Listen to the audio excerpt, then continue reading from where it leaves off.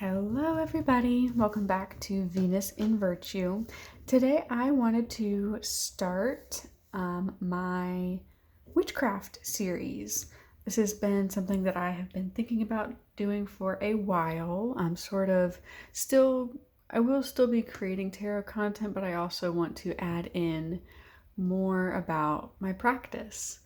And I thought, what better way to get started than to share my grimoire.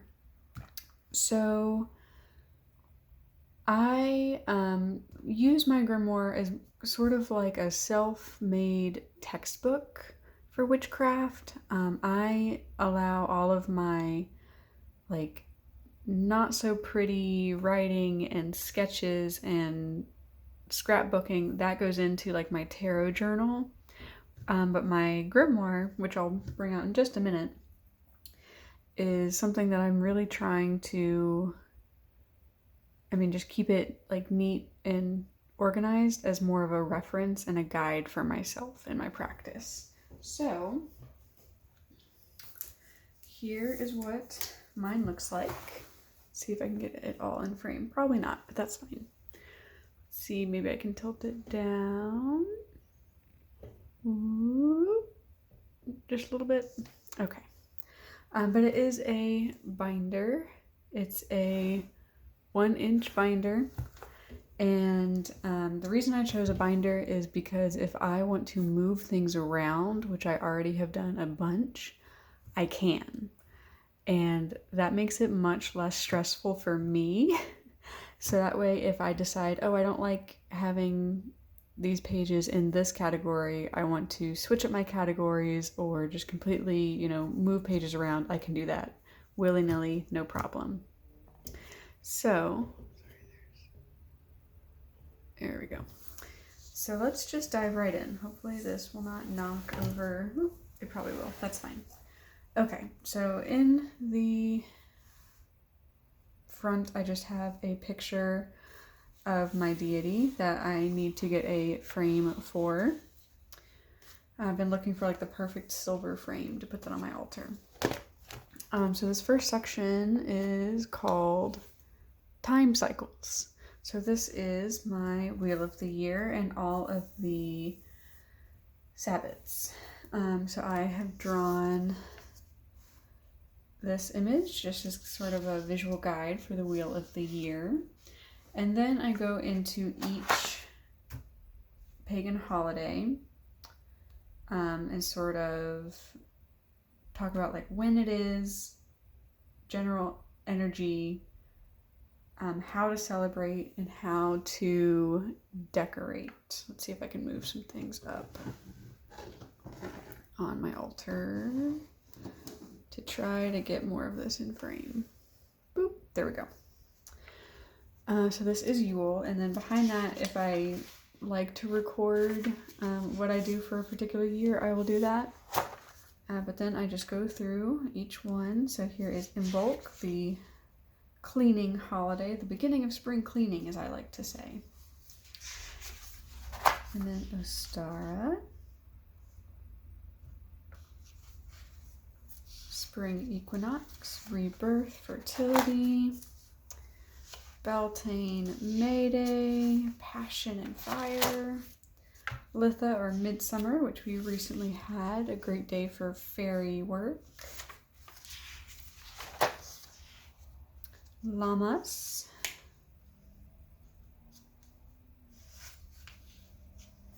and then we have Mabon, Autumn Equinox,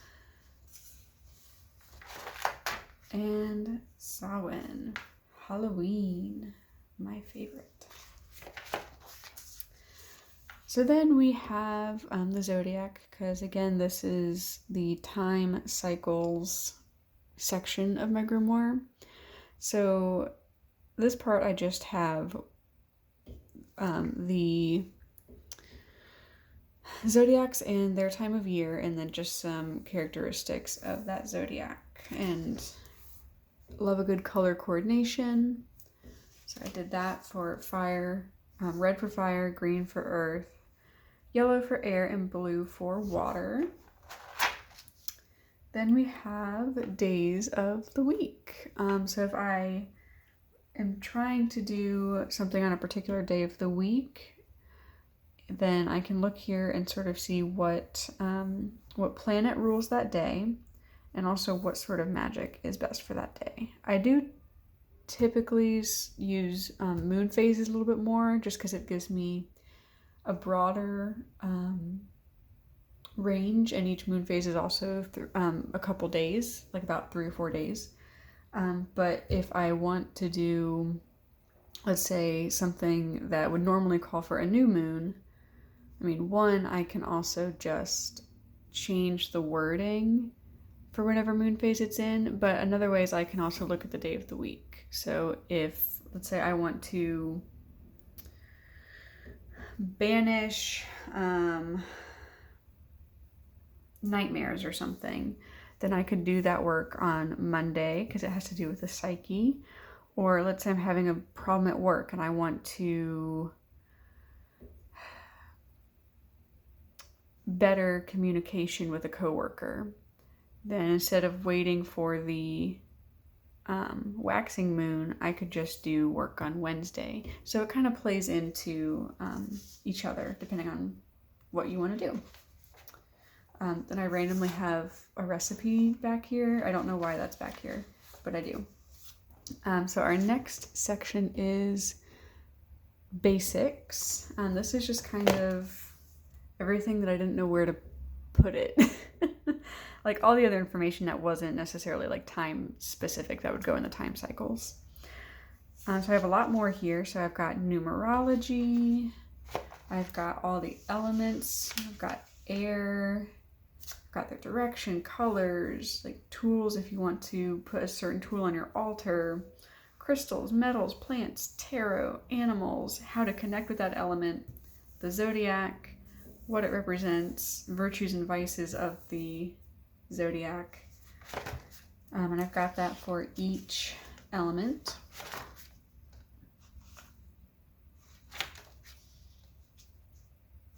And then here I've got more astrological properties. So I did not put this with the other zodiac page because this is less about when the zodiac falls in the year and more about the seasons and what they are good for. So we're currently in Cancer season, so it's a great time to focus on family and home.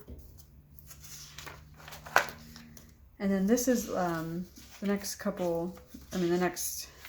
most of this section is actually when I very first started my practice. Looked into, cleansing, and there's tons of different ways to cleanse, and I try to do a combination. So I like to do sound / vocalization. I do physical cleaning. I do tend to use smoke, but I try to sort of limit that a little bit just because I'm in a small space and have a pet that I need to worry about. I do open, windows and doors, but it's also summertime, so I don't want to let bugs in. So it's finding that balance and really just kind of whatever works for you at that time. Also got a page on centering and grounding, shielding and earthing. Got information on casting a circle, which I used to do a lot more starting out. Because I used to do a lot more in-depth spell work, I think, as a beginner. And I also wanted to be extra careful because I did not fully understand the energies. I mean, I was tapping into new energies, basically, and wanted to make sure I was doing the best I could to protect myself. I've got some info on candles, the different kinds, and what they might be used for. I need to find some votive candles. I got a really pretty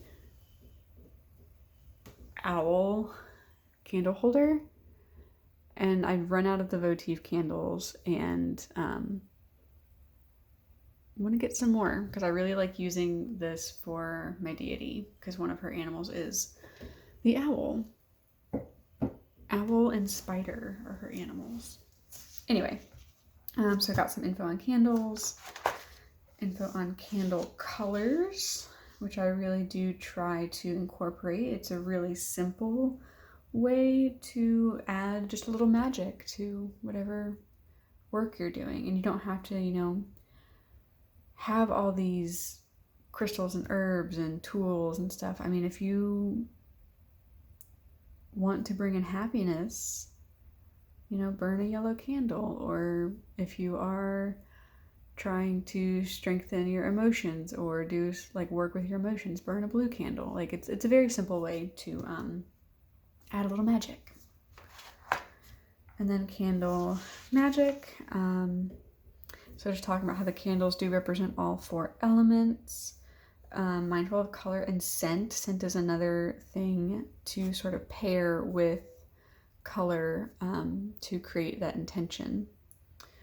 And how to cleanse and anoint a candle. My favorite way is to just knock on it, like knock the crap out of it. Let's see. And then I've got a page on reading the flame of a candle, but I don't do that as much because there's a lot of actual like physical things that can be affecting the flame, such as drafts, windows open, just how the candle is burning, if it's sort of, you know, leaning to one side. A lot of things can kind of go into this, but it's still good information, good to have. Then I'm going into salt and how that can be used, different kinds of salt.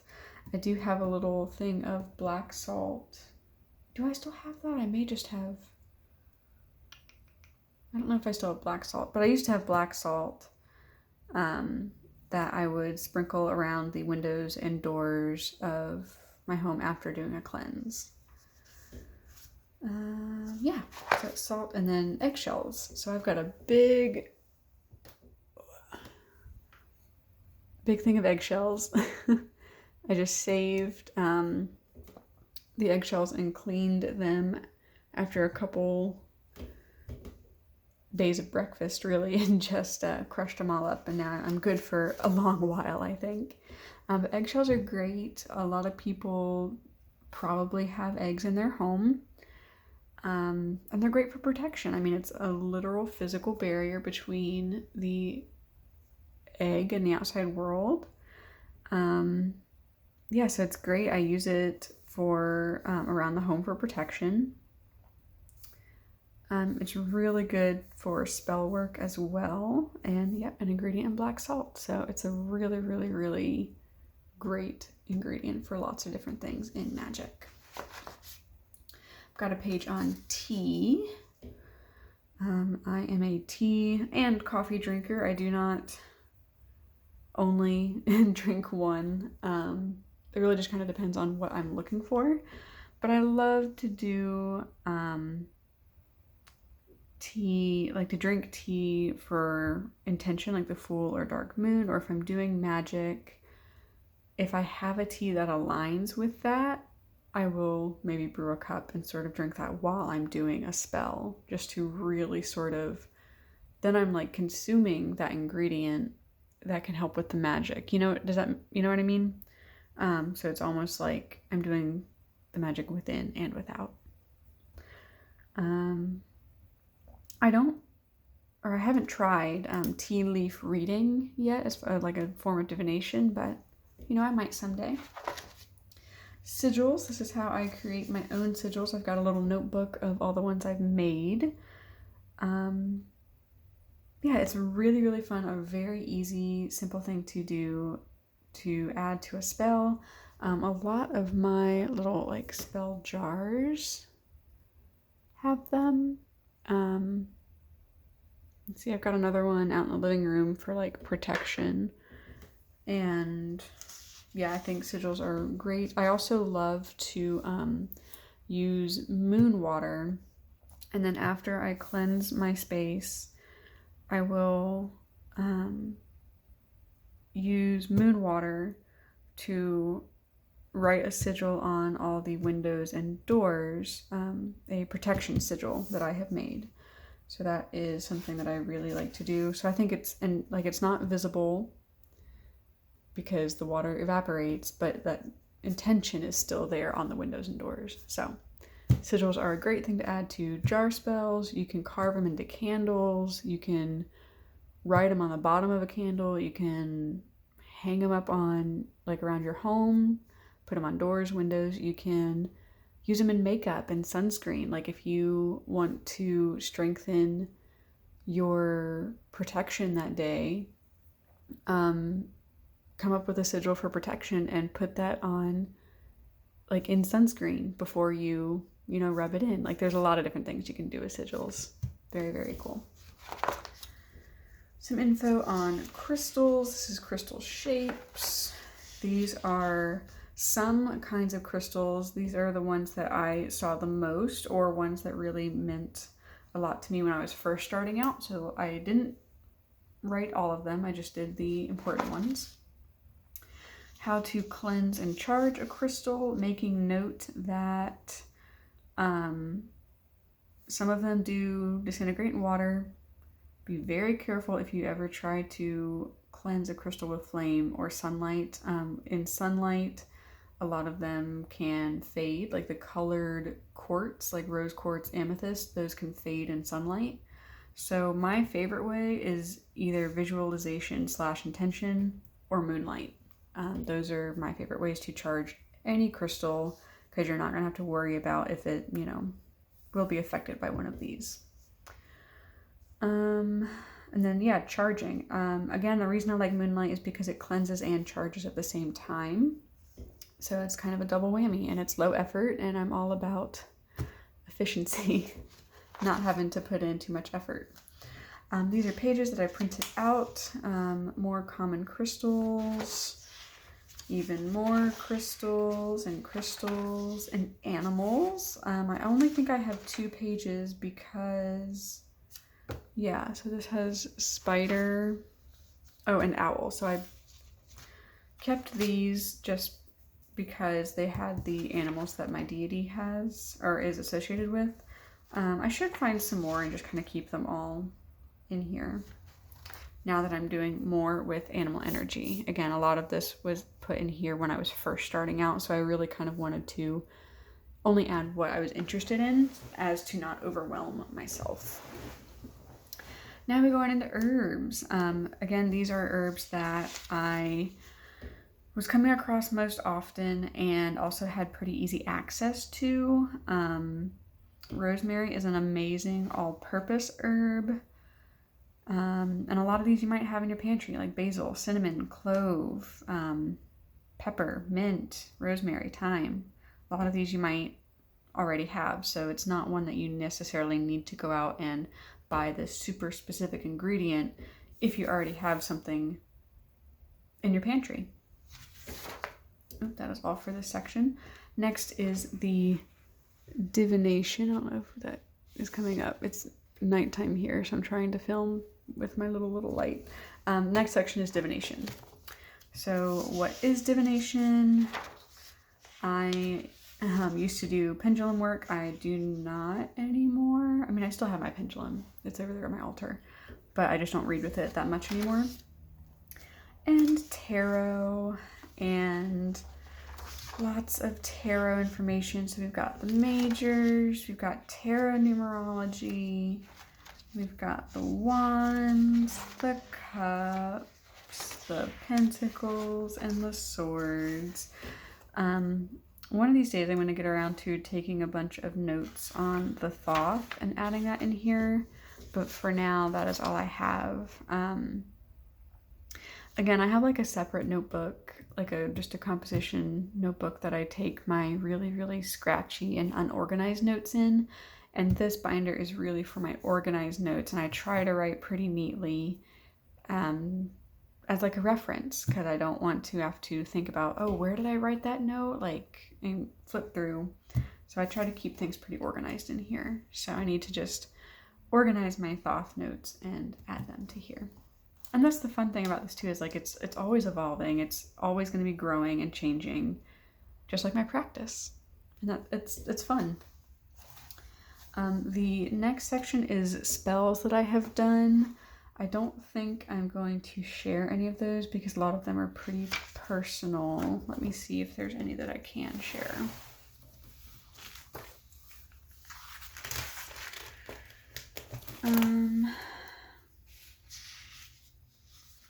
I mean, I can verbally describe what I've done. So shortly after I started my practice in the fall of 2020, I did a candle spell to communicate with some of my ancestors, one of whom had recently passed away, and that was very, very strong. It was like the strongest connection to like another realm, honestly, that I have ever felt. It was very meditation.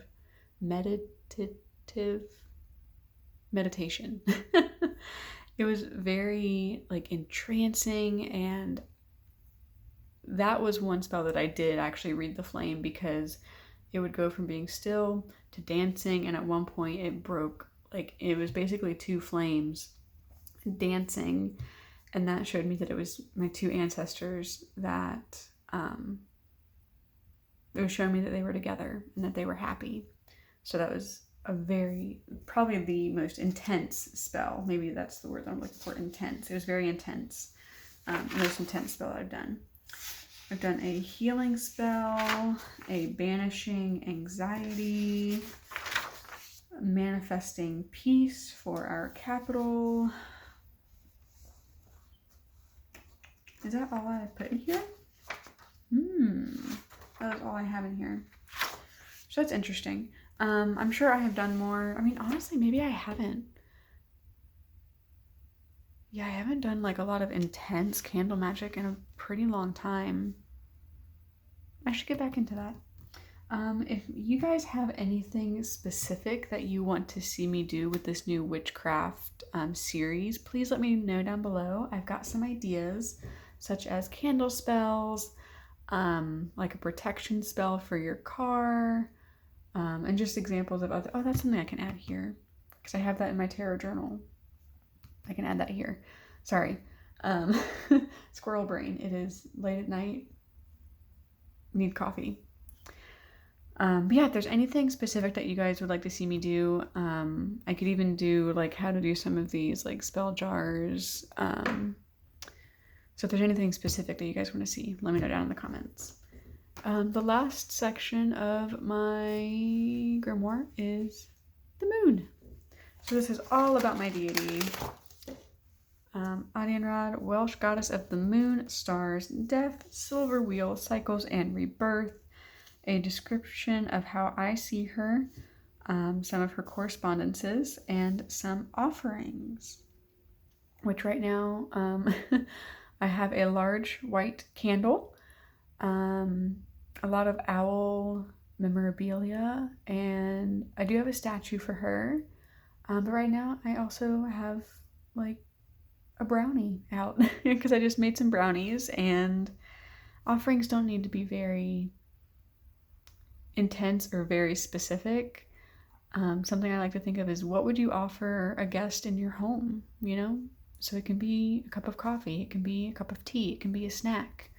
It doesn't have to be super intense, it doesn't have to be super specific or, you know, in this fancy chalice. Of course it can be if you want to do that, but I'm all about keeping my practice simple and accessible, and if I had a guest in my home right now, I would offer them a freshly made brownie, so I'm going to do that for my deity.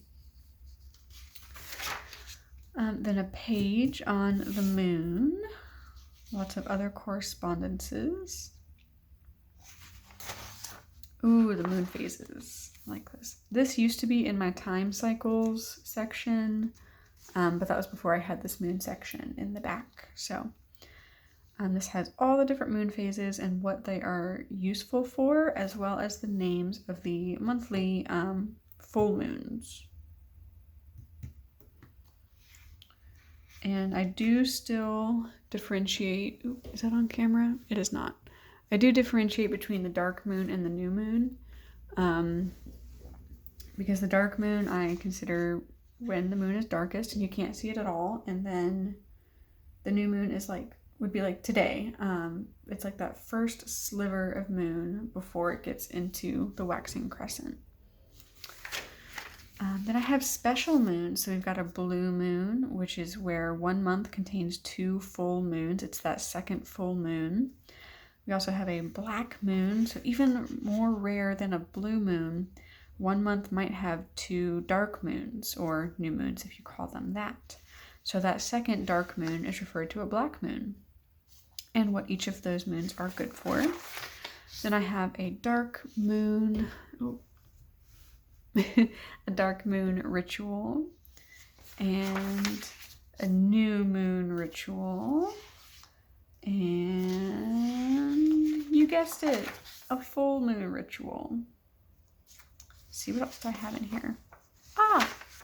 Yes. So then I have moon water, what it is, how to make it.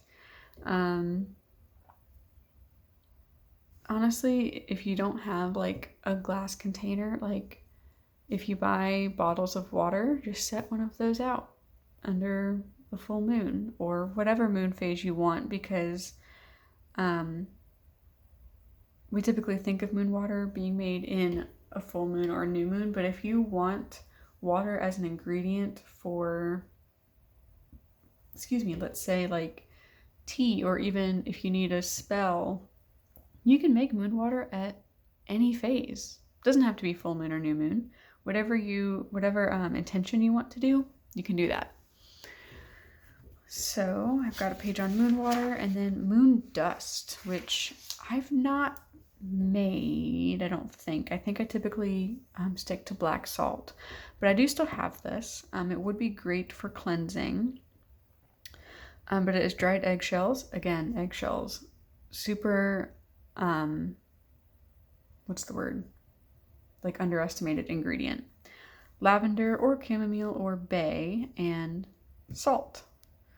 So blend all those in a mortar and pestle, put it in a glass jar, leave it out in the moonlight. Again, whatever intention you want to add, put it out in that phase. For me, I would probably put this out in, let's see, for cleansing, I would probably do like a dark moon or new moon, but you know, again, any phase is good. So yeah, so that is my, oh gosh, loud noise, my grimoire. I hope you guys enjoyed this little tour. Let me know down below what sort of witchcrafty things would you guys like to see up on the channel. I would love to chat with you guys and try to make content that you guys want to see. So I've got some ideas storming around, but again, for anything specific, let me know. Thank you guys so much for hanging out with me today. I hope you're having a fabulous day wherever you are. And before you go, please remember, you matter, you are loved, and you can make a difference. Bye, friends.